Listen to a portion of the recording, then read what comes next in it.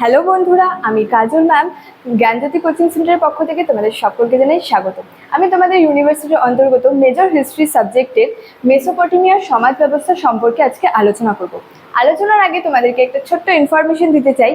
তোমরা যারা আমাদের কোচিং সেন্টারে যুক্ত হওনি কিংবা যুক্ত হতে চাও, তারা উপরে দুটি নাম্বার দেখতে পাচ্ছ, 6295916282 এবং 7076398606। এই দুটি নাম্বারের মধ্যে যে কোনো একটি নাম্বারে যোগাযোগ করে আমাদের সাথে যুক্ত হয়ে যেতে পারো।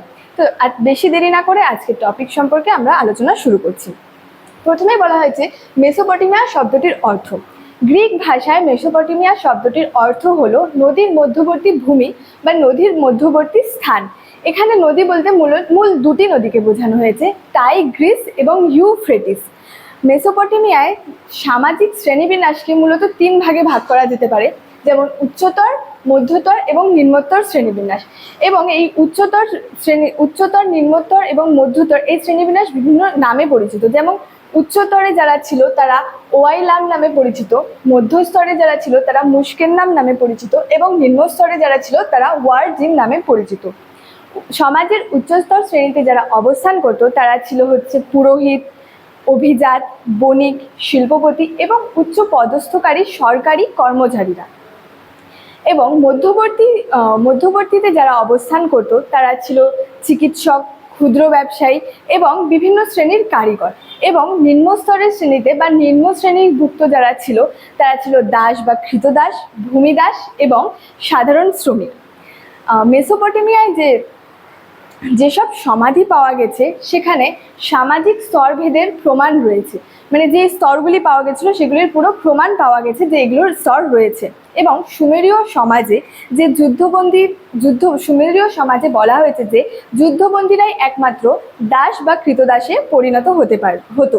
যেমন যুদ্ধবন্দীরাই বলতে বোঝানো হয়েছে যে যুদ্ধে যারা পরাজিত হতো বা হেরে যেত তারাই দাস বা কৃতদাসে পরিণত হতো। এমনটাও বলা হয়েছে যে অর্থের বিনিময়ে দাসত্ব থেকে মুক্ত হওয়া যেত। অন্যান্য প্রাচীন সভ্যতার মতো মেসোপটেমিয়ায়ও দাসদের হাটে বাজারে কেনা বেচা চলতো। মানে এমনটা বলা হয়েছে অন্যান্য প্রাচীন সভ্যতার মতো মেসোপটেমিয়াতেও দাসদের হাটে বাজারে কেনা বেচা চলতো। স্যামুয়েল ক্রুম্যাল এর লেখা থেকে জানা যায় যে সুমেরীয় কৃতদাসরা ছিল বেশ সস্তা সুলভ।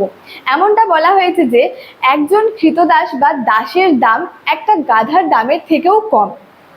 সুমেরীয় সমাজে কৃতদাসদের অস্তিত্বও লক্ষ্য করা গিয়েছে। এবং এমনটাও বলা হয়েছে যে মেসোপটেমিয়ায় সাধারণ নারীরা সম্পত্তি রাখতে পারত। এই কারণে বলা হয় যে অন্যান্য প্রাচীন সভ্যতার মতো মেসোপটেমিয়ায়ও মেয়েরা অনেক বেশি স্বাধীন ছিল। তারা বিভিন্ন কারিগরির কাজে, বিভিন্ন শিল্পে, বিভিন্ন ব্যবসা বাণিজ্যে অংশগ্রহণ করতে পারত। তো স্টুডেন্ট, এটাই ছিল আজকে আমার আলোচনার বিষয়।